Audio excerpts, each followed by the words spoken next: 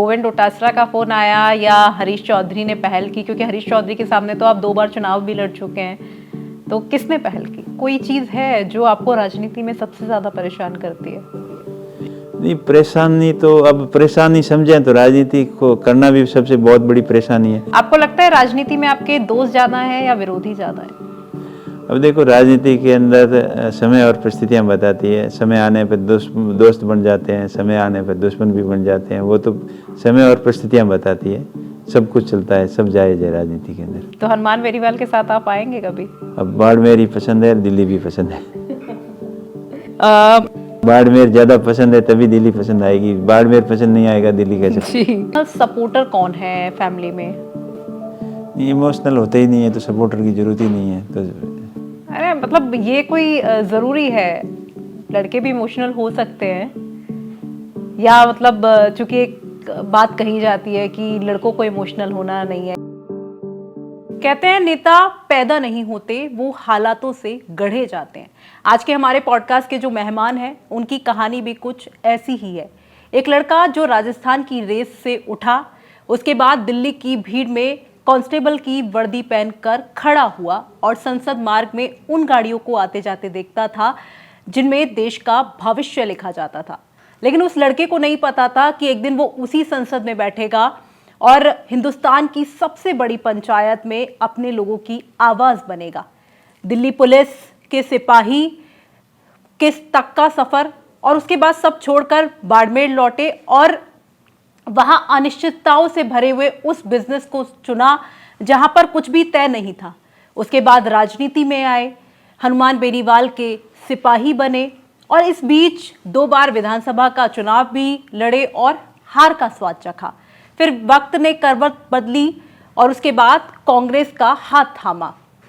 आज हमारे सामने जो नेता बैठे हैं उनसे ही जानेंगे दिल्ली पुलिस के कांस्टेबल से लेकर जैसलमेर, बालोतरा, बाड़मेर के सांसद तक का सफर और हनुमान बेनीवाल के सिपाही से लेकर कांग्रेस के नेता बनने तक का सफर। आखिर कैसी थी ये कहानी? बहुत बहुत स्वागत है उमेदा राम जी इस पॉडकास्ट में आपका। धन्यवाद, आपका भी बहुत बहुत। सबसे पहले शुरुआत उसी कहानी से शुरू करते हैं जहां से आपकी कहानी शुरू होती है। रेगिस्तान का एक गांव, सीमित संसाधन, किसान परिवार। क्या आपने कभी सोचा था कि आप सांसद बन जाएंगे? बिल्कुल ऐसा कभी नहीं सोचा था। जब स्कूल में पढ़ते थे तब यही लगा रहता था कि कहीं न कहीं कोई न कोई जॉब मिल जाए, सरकारी नौकरी मिल जाए। तो पढ़ाई के साथ साथ में फौज की तैयारी कर रहे थे और जोग संजोग ऐसा बैठा कि सिलेक्शन हमारा इंडियन आर्मी में भी हो गया और उसके बाद में दिल्ली पुलिस की भर्ती आई और दिल्ली पुलिस में भी सिलेक्शन हो गया। क्योंकि उस समय जॉब की सख्त ज़रूरत थी। ग्रामीण परिवेश से आते हैं, साधारण किसान परिवार से थे और घर चलाने के लिए खर्चा बहुत ही सीमित मात्रा में था। क्योंकि कभी बरसात अच्छी होती तो अच्छी खेती हो जाती तो गुजारा ठीक चलता और अकाल पड़ जाते थे तो घर का गुजारा भी बहुत मुश्किल से चल रहा था। और पिताजी एक साधारण किसान थे और बाकी बड़े भाई भी मजदूरी का काम करते थे। तो सरकारी जॉब की सख्त ज़रूरत थी और कड़ी मेहनत करने के बाद में दिल्ली पुलिस के अंदर सिलेक्शन हो गया। जब सरकारी नौकरी मिली गई थी तो ऐसा क्या हुआ कि आपको ये लगा कि नौकरी छोड़ देनी है? और अनिश्चितताओं से भरा हुआ होता है चूंकि व्यापार, और आप हैंडीक्राफ्ट के उस बिजनेस में आए और पता था कि या तो चलेगा या नहीं चलेगा, तब भी आपने वो रास्ता चुना। देखिए, नौकरी के अंदर रहते हुए भी हमेशा दिल के अंदर यही तमन्ना रहती थी कि कुछ न कुछ अलग से नया करना है। और जब जॉब के अंदर थे तब भी यूपीएससी की तैयारी भी की, लेकिन वहाँ लगा कि अभी यहाँ तो मामला पार पड़ेगा नहीं।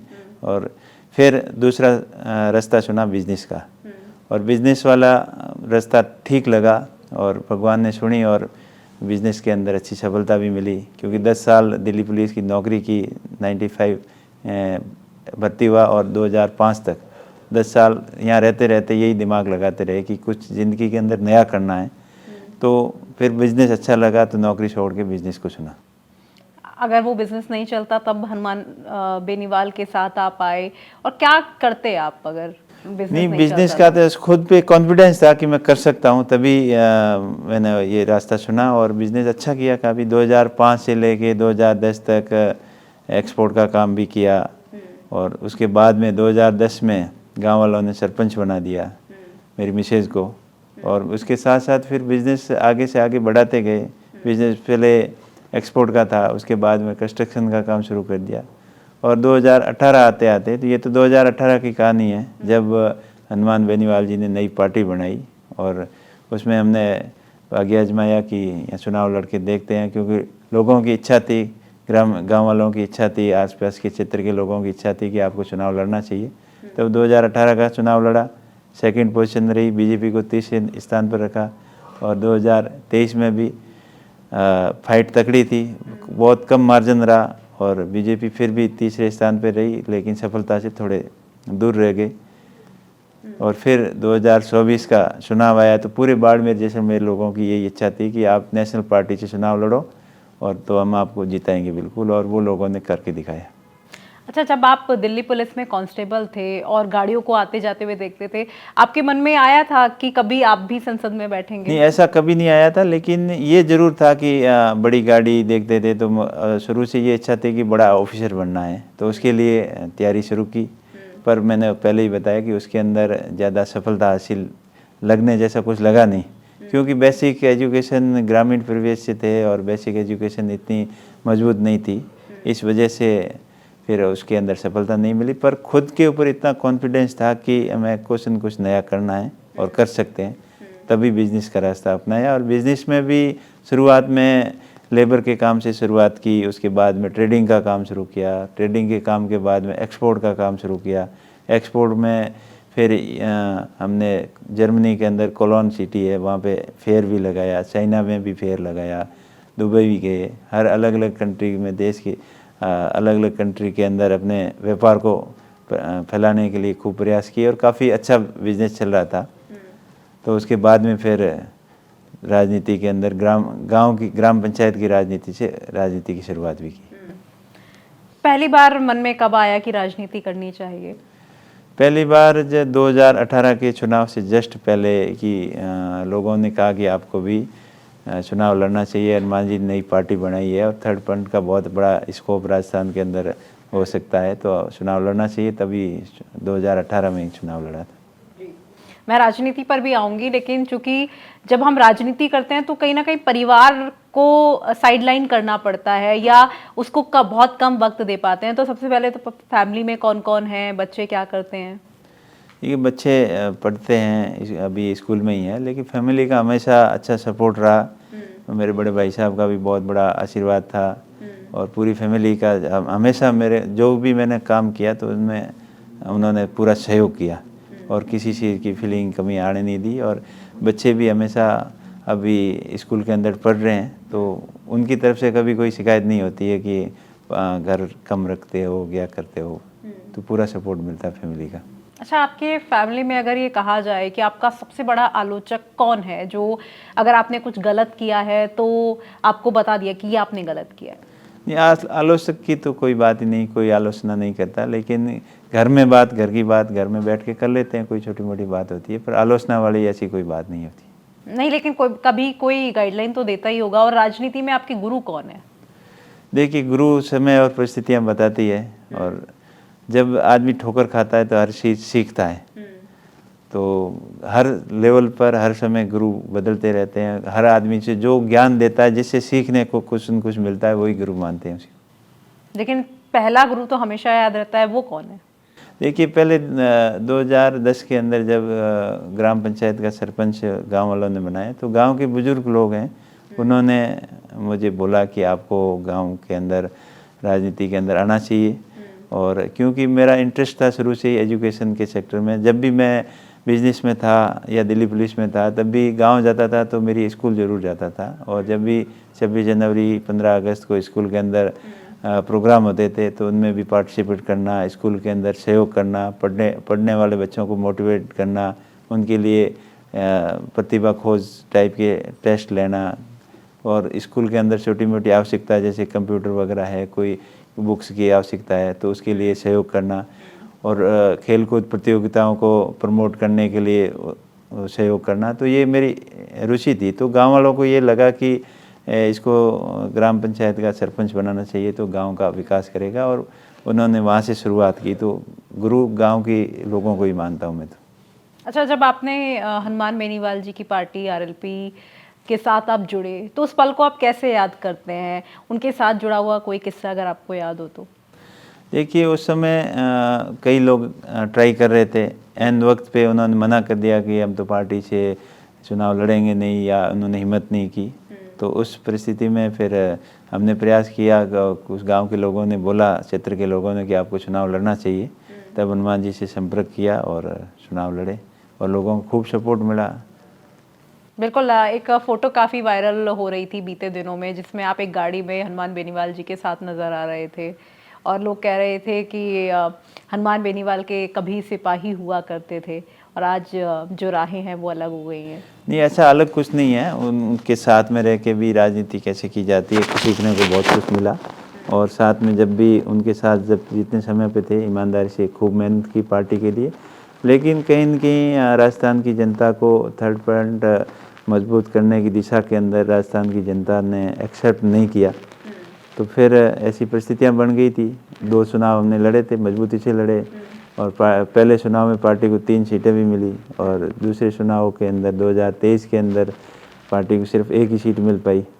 और फिर कहीं न कहीं लोगों को ऐसा लगा कि अब नेशनल पार्टी से आपको चुनाव लड़ना चाहिए। तो लोगों की जैसी भावना होती है, जो राजनेता लोगों की इच्छा अनुसार चलता है, उनकी भावना को भांप लेता है, वही सफल हो पाता है। और वो तो हर राजनेता करता है, और वो हमने ही किया।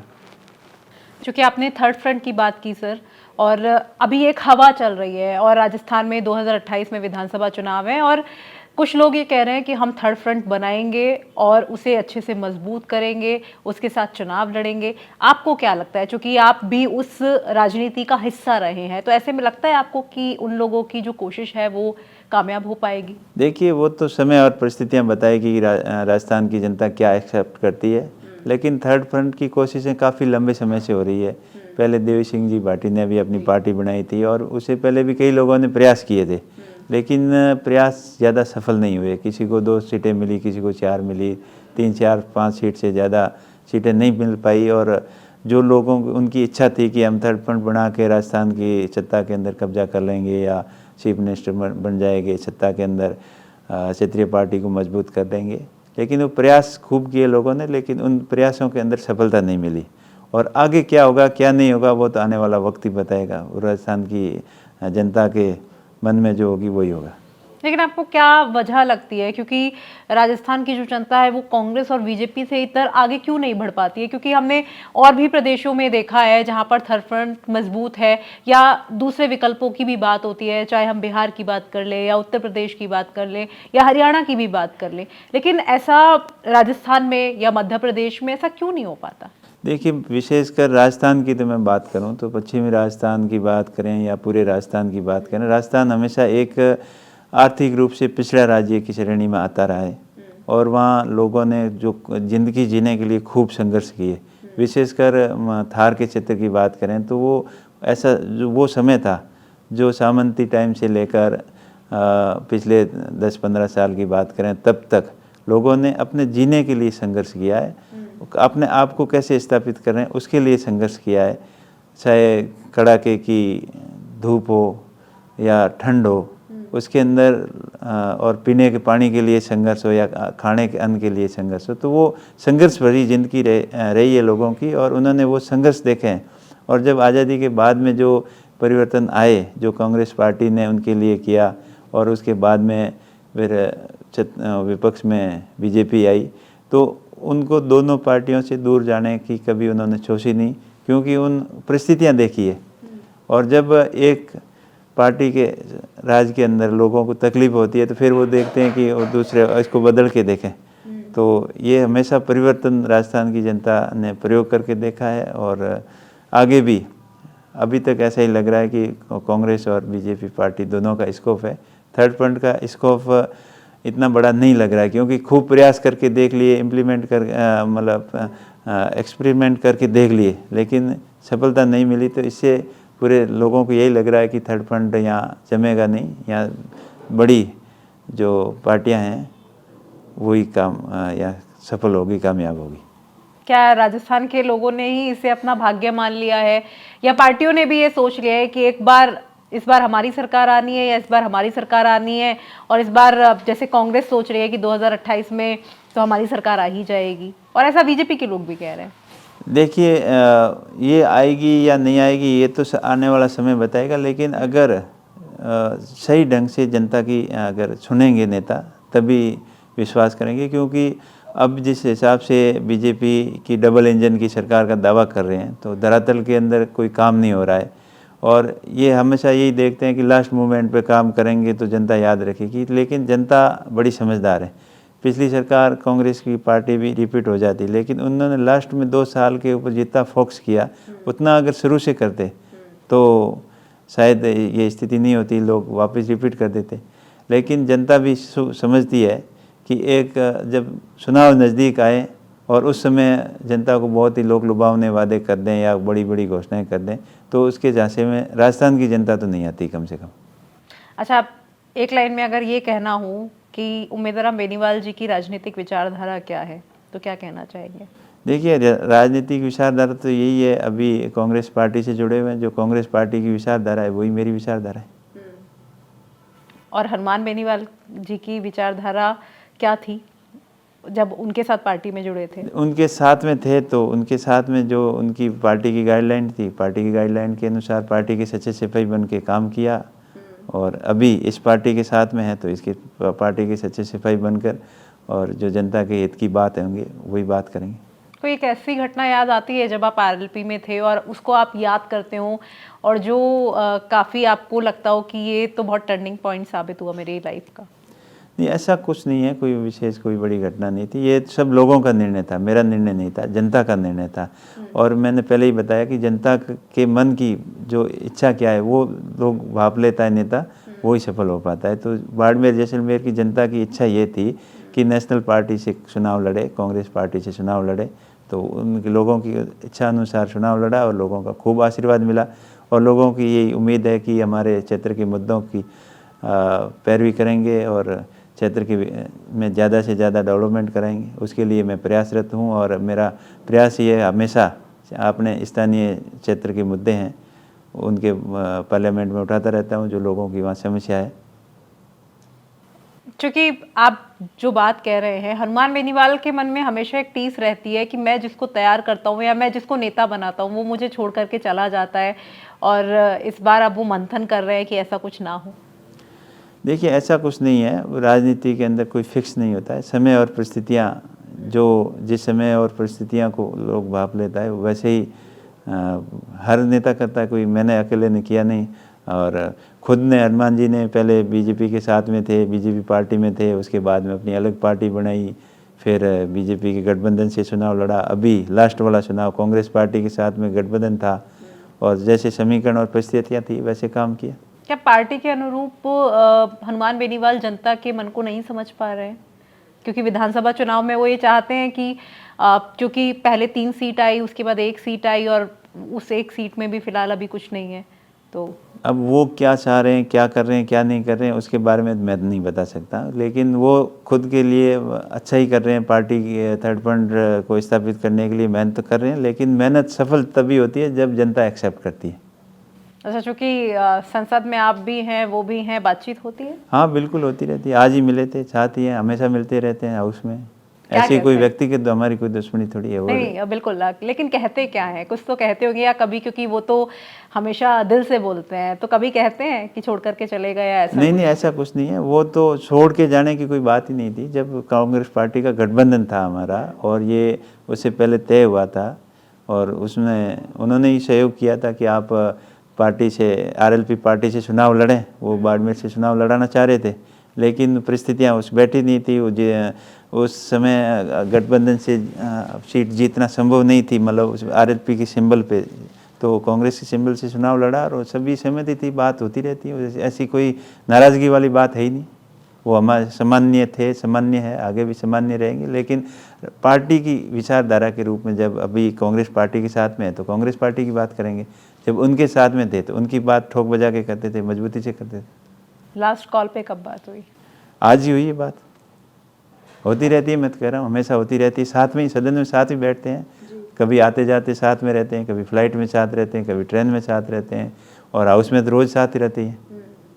अच्छा, चूंकि आपने भी कहा कि चाहे व्यक्तिगत रिश्ते अपनी जगह हैं और राजनीतिक जो मतभेद हैं वो अपनी जगह है, रविंद्र भाटी पर भी आपने काफ़ी आरोप लगाए, उन्होंने भी आपको लेकर काफ़ी कुछ बोला, लेकिन बीते दिनों कई बार ऐसा हुआ जब आपकी उनकी मुलाकात हुई और एक बार तो दिशा की बैठक में आप दोनों के मुख से एक ही वचन निकले। देखिए, वो तो दिशा की बैठक के अंदर तो सभी को आना होता है, और वैसे सामाजिक प्रोग्राम हैं उनके अंदर भी आते रहते हैं। सामाजिक जीवन है तो वो तो एक दूसरे के सुख दुख में जाते आते हैं, काम भी आते हैं, शादी समारोह में भी जाते आते हैं। ये तो सामाजिक प्रक्रिया है। राजनीतिक विचार तो अलग है, तो अलग ही है, पर सामाजिक रूप से कोई अलग ऐसा कोई मनभेद नहीं है, मतभेद हो सकता है। तो रविंद्र भाटी जी से भी क्या फ़ोन पे बात होती है? नहीं, हमारे सबसे अच्छे संबंध है, किसी से कोई खराब संबंध नहीं है, सबसे ताल्लुकात अच्छे हैं। अच्छा, हालांकि आपको कभी भी पब्लिक प्लेस पे ऐसे गुस्सा करते तो नहीं देखा गया है, हालांकि क्योंकि चाहे हनुमान बेनीवाल हो या नरेश मीणा हो, ये गुस्सा कर जाते हैं, लेकिन क्या आपको कभी गुस्सा आता है?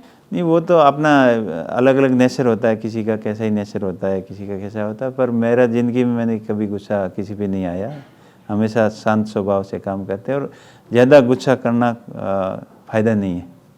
घर में गुस्सा आया कभी? नहीं, किसी पे कोई गुस्सा नहीं आया। नॉर्मल वे में अगर कोई बात अपन समझानी होती है तो एक नॉर्मल वे में भी समझा सकते हैं। गुस्से में चिल्लाने से, हल्ला गुल्ला करने से क्या फ़ायदा। परिवार में सबसे करीब किसके हैं? परिवार में परिवार के सबके करीब है। नहीं, मतलब कोई तो एक ऐसा होता है कि अगर आप कभी गुस्से में हैं या दुख में हैं तो आप उससे अपनी बात को साझा कर सकें। वो तो फैमिली में करते ही हैं, सबसे करते हैं, बच्चों से कर लेते हैं, बीवी से कर लेते हैं, माताजी से कर लेते हैं, भाई से कर लेते हैं, अड़ोसी पड़ोसी से कर लेते हैं। तो जब आप संसद में पहली बार पहुंचे या जब रिजल्ट आया, तब सबसे पहले किससे बातचीत हुई आपकी?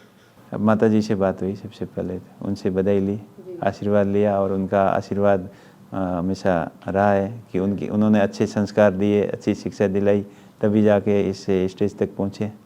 उनका तो सहयोग और आशीर्वाद हमेशा रहता ही है, और हमेशा मार्गदर्शन रहता ही है।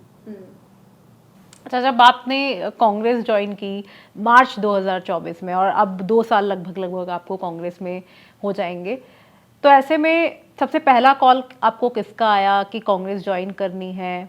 या चूंकि बात तो गठबंधन की भी चल रही थी कि आप आरएलपी और कांग्रेस का गठबंधन हो रहा है और आप उस सीट से चुनाव लड़ सकते हैं गठबंधन के जरिए, लेकिन फिर भी आपने कांग्रेस से लड़ना चुना, तो कॉल किसका आया, किसने पहल की?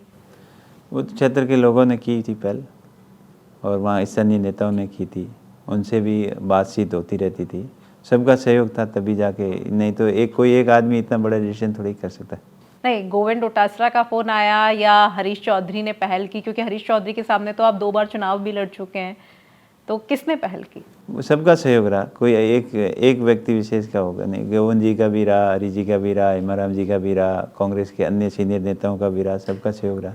सहयोग सबका रहा, लेकिन पहल किसने की? कॉल किसका आया? कॉल किसी का नहीं आया। उस समय बाड़मेर के लोगों की इच्छा थी तो कि आपको नेशनल पार्टी से चुनाव लड़ना चाहिए, तो लोगों की तरफ से हमने ही संपर्क किया तब से, और बातचीत सबसे हो रही थी। जी, आप चूंकि इंटरव्यू की शुरुआत में आपने ये कहा था कि शिक्षा का जो मुद्दा है और उसका समर्पण है, हम सबने देखा है, तो आखिर ये जो मुद्दा है ये किस वजह से आपके दिल के इतना करीब है? क्योंकि मैं खुद ग्रामीण परिवेश से हूँ, और मैंने यहाँ दिल्ली में रहते हुए जब दिल्ली पुलिस की नौकरी की और उसके बाद में मैं यूपीएससी की तैयारी करने गया, तो मुझे लगा कि बेसिक एजुकेशन ग्रामीण क्षेत्र का बहुत वीक है। तो उस समय मेरे दिमाग में ये आया कि अगर ग्रामीण क्षेत्र के अंदर प्रतिभाओं की कोई कमी नहीं है, लेकिन उनको बेसिक एजुकेशन अच्छी हो जाए तो वो आगे जाके अच्छा कुछ कर सकते हैं। और यही परिणाम है कि धीरे धीरे, जैसे बाड़मेर जैसलमेर क्षेत्र से पहले जब ऐसा लगता था कि वहाँ पोस्टिंग लेने के लिए कोई तैयार नहीं होगा, लेकिन पिछले 15-20 साल में जो एजुकेशन के प्रति लोगों की जागरूकता हुई, उसी का परिणाम है कि आज बाड़मेर जैसलमेर के लोग, बच्चे वहाँ से आईएएस बन रहे हैं, आईपीएस बन रहे हैं, आरपीएससी की भर्ती के अंदर सेलेक्ट हो रहे हैं, जुडिशियल सर्विस के अंदर जा रहे हैं, आईआईटी, एम्स और नीट, जी सब क्षेत्र के अंदर बच्चे जो भी बड़ी भर्ती का रिजल्ट आता है तो बाड़मेर का नाम जरूर आता है। तो ये शिक्षा के प्रति लोगों की जागरूकता थी, तभी संभव हुआ। तभी मैंने महसूस किया कि हमेशा जहाँ भी मैं जाता हूँ एजुकेशन की बात करता हूँ, और एजुकेशन के माध्यम से ही सब कुछ डेवलपमेंट हो या अपना खुद का हो या क्षेत्र का डेवलपमेंट हो, बिना एजुकेशन कुछ संभव नहीं है। तो हमेशा प्रयास यही रहता है, और चुनाव के अंदर भी मेरा यही नारा था कि शिक्षा ही संकल्प। तो उसके तहत मैंने काम भी किया। उससे पहले भी एजुकेशन के प्रति काम किया। जब बाईतू से चुनाव लड़ा तो स्कूलों के अंदर डिजिटल स्मार्ट बोर्ड लगवाए, और उसके बाद भी ये कंटिन्यू जारी है। और जहाँ भी जा कहता हूँ, और मैं भी कोशिश करता हूँ सरकारी फंड से जी लगे, अपने पैसे से लगे, और भमाशाओं से भी अपील करता हूँ हमेशा कि आप भी जितना सहयोग अपने धार्मिक प्रोग्राम के अंदर करते हो, सामाजिक प्रोग्राम में करते हो, उससे ज़्यादा आप सहयोग एजुकेशन के अंदर करो, और अपने अपने गांव की स्कूल के अंदर करो। अपने गांव की स्कूल की बेसिक एजुकेशन अगर अच्छी होगी तभी जाके अपना क्षेत्र आगे बढ़ पाएगा। क्या काम ऐसे हैं जो 2 साल में सांसद रहते हुए उमेदराम बेनीवाल ने किया? देखिए, मैंने तो जो MPLED का फंड होता है उसका 80% अबव एजुकेशन के अंदर खर्च किया, और उसके साथ साथ भमाशाओं को प्रेरित किया कि आप स्कूलों के अंदर सहयोग करो, तो अच्छा सहयोग कर रहे हैं। उसके साथ साथ क्षेत्र की समस्या के बारे में समय समय पर अवगत कराया, पार्लियामेंट में भी मुद्दे उठाए। उसमें से मुख्य मुद्दा था कि पश्चिमी राजस्थान के अंदर रेलवे का नेटवर्क बहुत कम हुआ है। तो उसी के तहत एक लंबे समय से मांग थी हमारी जैसलमेर, बाड़मेर और गुजरात को जोड़ने के लिए रेल लाइन की, जो पिछले 35-40 साल से कंटिन्यू मांग चल रही है। तो उसके लिए मजबूती से पैरवी की, उसके सर्वे के लिए बजट भी स्वीकृत कराया, और उसका प्रोजेक्ट रिपोर्ट भी बन रही है।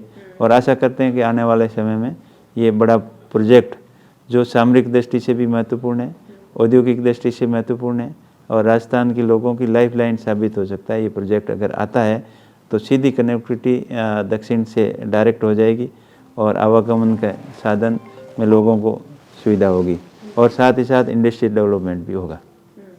और उसके साथ साथ रेलवे के साथ साथ एयरपोर्ट की भी, सिविल एयरपोर्ट उत्तरलाई के अंदर सरकार ने घोषणा की उड़ान योजना के अंदर शामिल करेंगे, तो वो शामिल नहीं हुआ। जैसलमेर का एयरपोर्ट हो गया है चालू, लेकिन वो भी सीजन के अंदर, टूरिस्ट सीजन के अंदर कंटिन्यू चालू रहता है, लेकिन ऑफ सीजन के अंदर बंद हो जाता है। तो उसके लिए भी हमने मांग की है कि ये कम से कम 1-2 फ्लाइट कंटिन्यू रहे। रेलों का जो लंबी दूरी की रेलें हैं वो नियमित रूप से उनकी संख्या बढ़ाई जाए, ताकि जैसलमेर के पर्यटक को बढ़ावा मिले।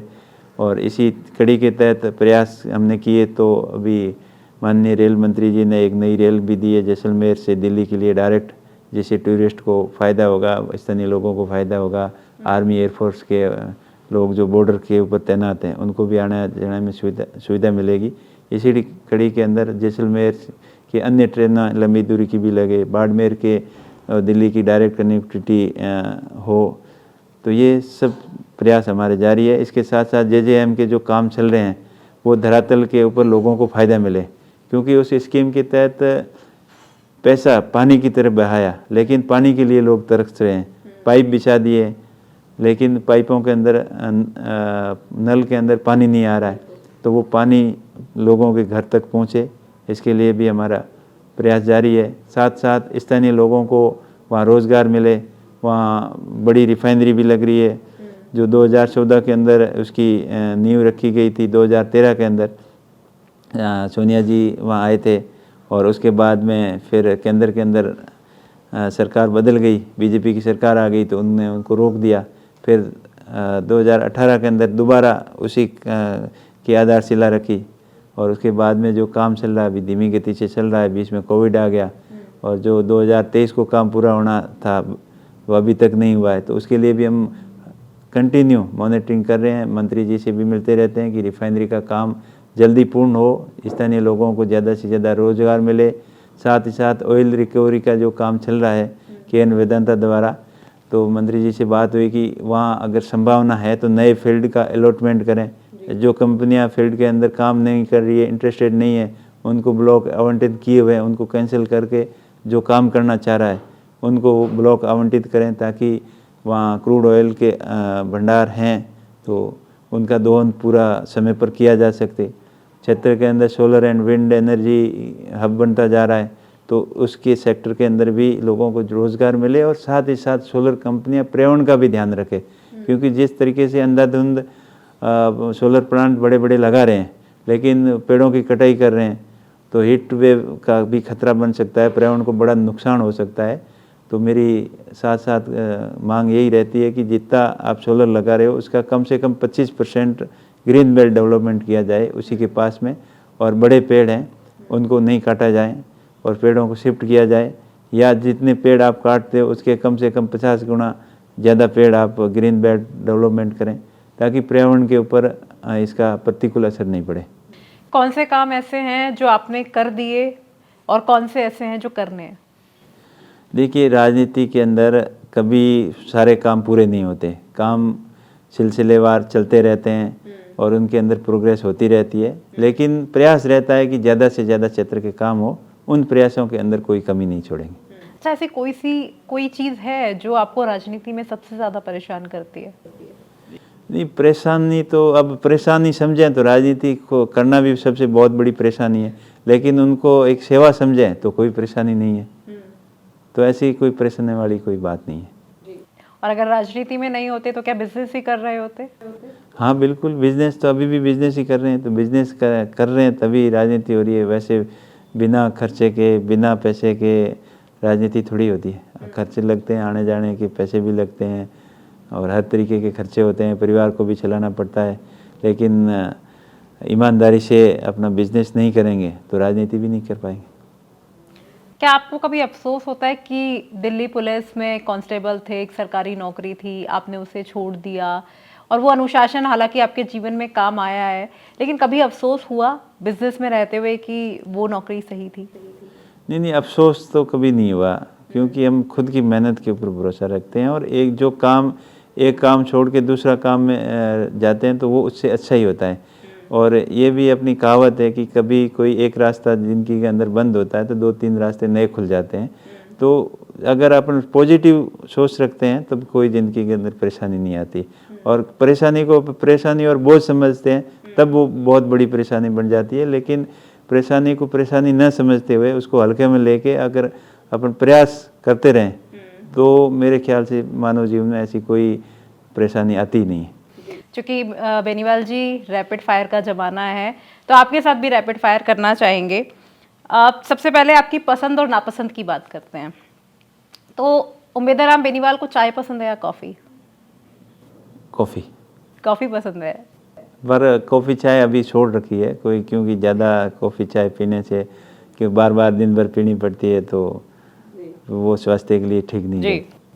सूट बूट में ज़्यादा कंफर्टेबल है या धोती या अपनी जो पारंपरिक पोशाक है उसमें कंफर्टेबल है?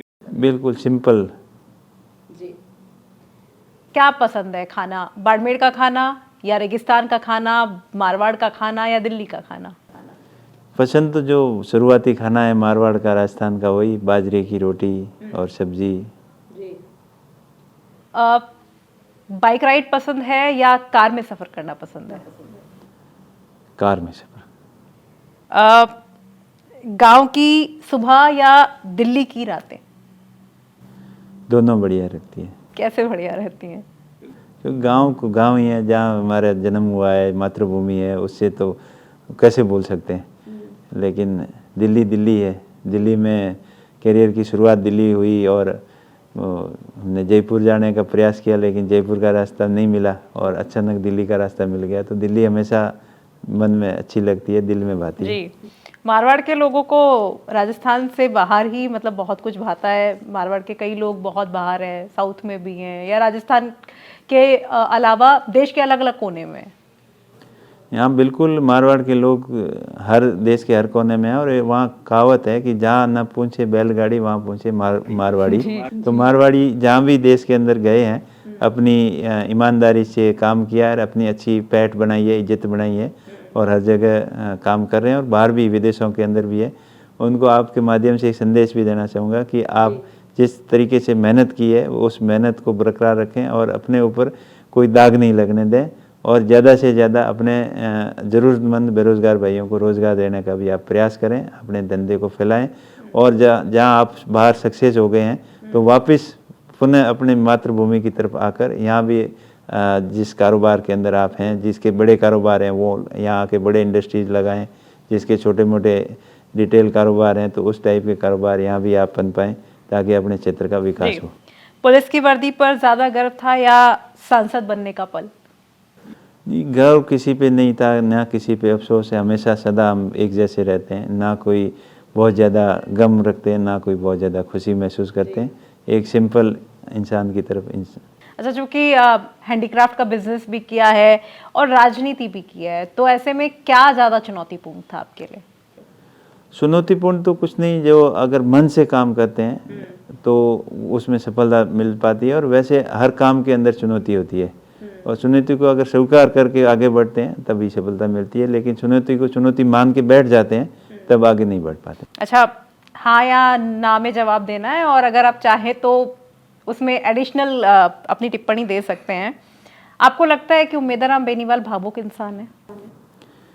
बिल्कुल भावुक ऐसा नहीं है, कोई भावुक हैं बहुत ज़्यादा, लेकिन जैसी परिस्थितियाँ होती है वैसे चलना पड़ता है। अच्छा, क्या ऐसा है जो आप दिल्ली पुलिस की जो यादें हैं उनमें मिस करते हैं? नहीं, यादें ऐसा मिस करने लायक ऐसा कुछ नहीं है कि जब तक दिल्ली पुलिस में थे तो यहाँ भी ईमानदारी से रहे, अच्छा काम किया। और आपको लगता था सांसद बनने से पहले कि आप जीतेंगे या कठिनाई नजर आई थी उस वक्त? देखिए, कठिनाइयाँ तो होती है लेकिन कठिनाइयों का सामना करना पड़ता है। हमने हर कठिनाई का मजबूती से सामना किया और दिल से कभी हिम्मत नहीं हारी और हमेशा यही रखा कि लड़ेंगे तभी जीतेंगे, अगर लड़ेंगे नहीं तो कैसे जीतेंगे। आपको लगता है राजनीति में आपके दोस्त ज़्यादा हैं या विरोधी ज़्यादा है? अब देखो, राजनीति के अंदर समय और परिस्थितियाँ बताती है। समय आने पर दोस्त बन जाते हैं, समय आने पर दुश्मन भी बन जाते हैं। वो तो समय और परिस्थितियाँ बताती है, सब कुछ चलता है, सब जायज़ है राजनीति के अंदर। तो हनुमान बेनीवाल के साथ आप आएंगे कभी?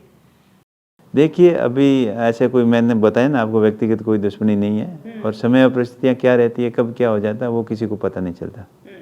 हनुमान बेनीवाल या अशोक गहलोत, किससे आपको ज़्यादा सीख मिली?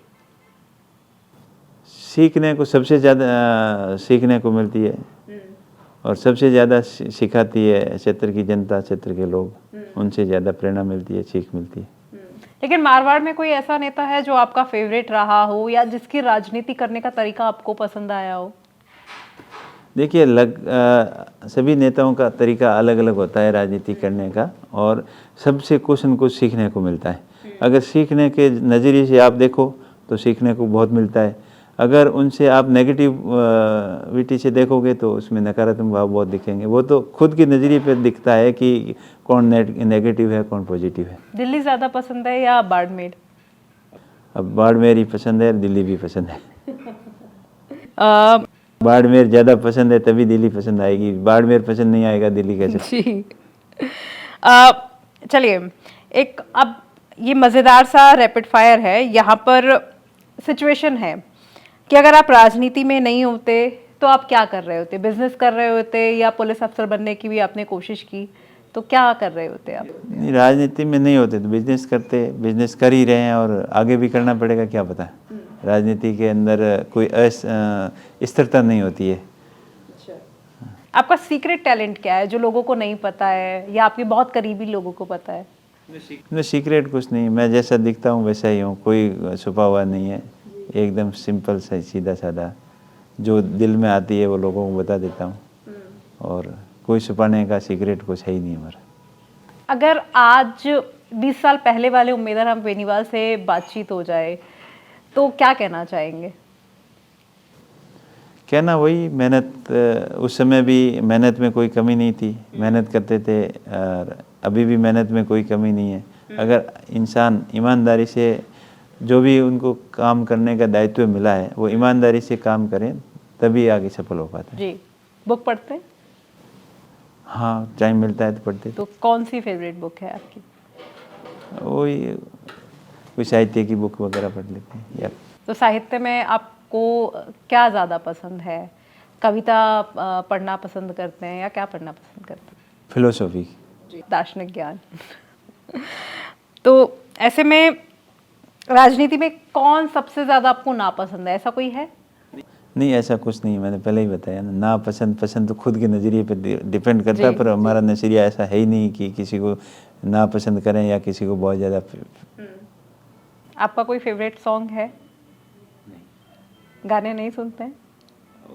गाने तो सुनने का टाइम ही नहीं मिलता। नहीं, कभी आप जा रहे हो सफ़र में और आप गाड़ी में चल रहे हो, आपका कोई फेवरेट? मारवाड़ी सॉन्ग्स हैं जो। कौन सा गाना आपको मोटिवेट करता है, ऐसा कोई है? देखिए वो पुराने जो मारवाड़ी गाने हैं या जो वीरों के गाने हैं, जो संघर्ष किया है पुराने ज़माने में, देवी देवताओं के गाने हैं, वो उस टाइप के सारे गाने पसंद हैं। क्योंकि परिवार की बात हमने पहले भी की थी हालांकि, लेकिन फिर से परिवार पर लौटते हैं। आपका इमोशनल सपोर्टर कौन है फैमिली में? इमोशनल होते ही नहीं है तो सपोर्टर की ज़रूरत ही नहीं है। तो अरे मतलब ये कोई ज़रूरी है? लड़के भी इमोशनल हो सकते हैं, या मतलब चूंकि एक बात कही जाती है कि लड़कों को इमोशनल होना नहीं है या आदमियों को इमोशनल होने।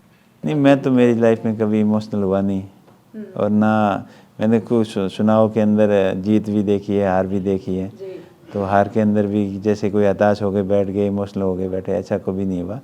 समय और परिस्थितियों के अनुसार अपने आप को ढालना पड़ता है, और वो समय और परिस्थितियों के अनुसार अपने आप को स्टेबल कर लेता है, वही आगे सफल होता है। किसने सबसे पहले कहा कि तुम नेता बन सकते हो? क्षेत्र के लोगों ने कहा। क्या कहा था सबसे पहले? उन्होंने यही कहा कि आपको राजनीति के अंदर आना चाहिए, प्रयास करने चाहिए। तो उनको मैंने एक बार ही तो मना किया, क्या फ़ायदा, अपना बिजनेस ठीक है। फिर भी कोई अपने यार दोस्त मिलते थे तो वही कहते थे कि अपने को आना चाहिए, और ज़्यादा लोगों ने कहा तब इस फील्ड को सुन लिया। इतना व्यस्त स्केड्यूल होता है एक नेता का, तो अपने परिवार को कैसे समय देते हैं आप?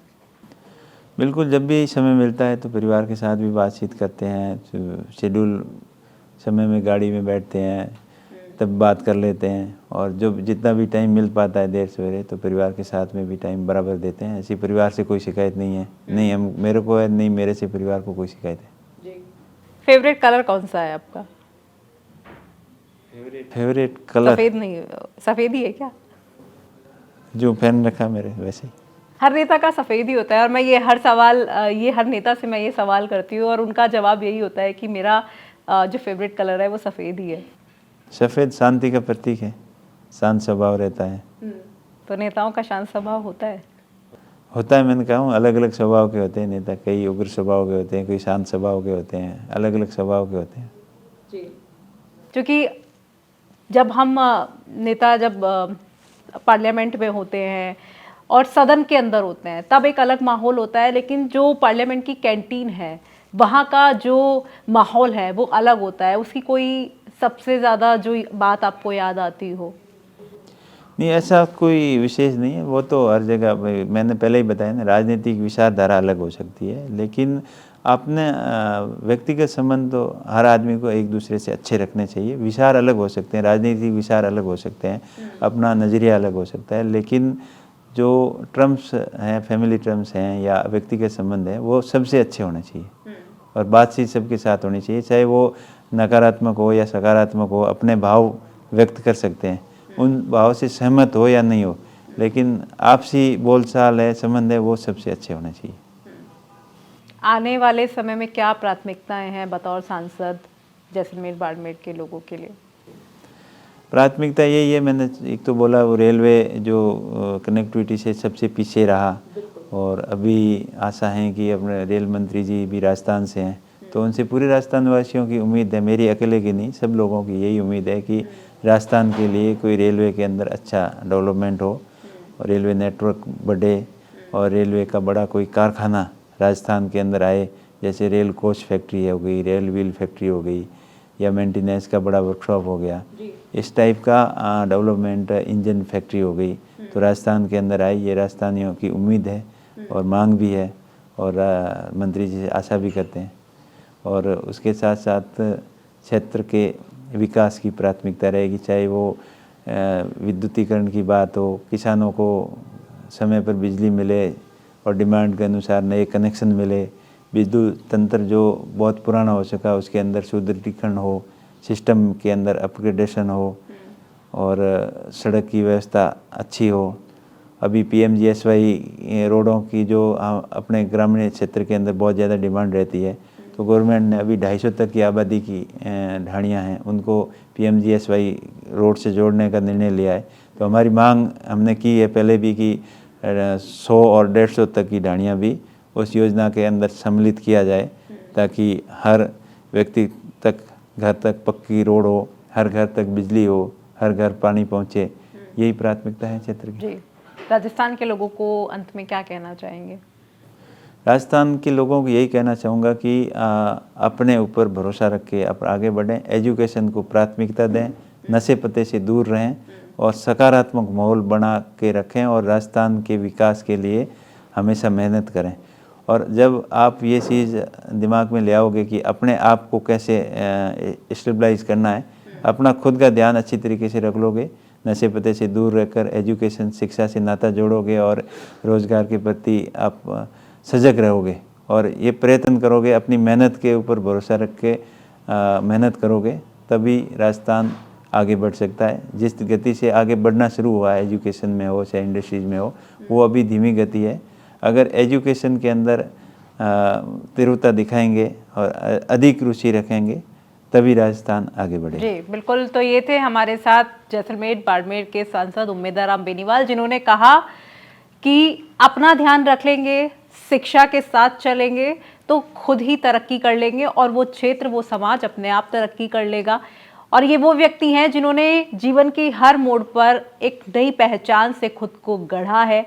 दिल्ली कांस्टेबल से लेकर के और एक सांसद तक बनने की एक कहानी आपको कैसी लगी, कमेंट बॉक्स में हमें लिखकर बता सकते हैं। फिलहाल इस वीडियो में इतना ही। राजस्थान से जुड़ी तमाम खबरों के लिए देखते रहे राजस्थान तक। शुक्रिया।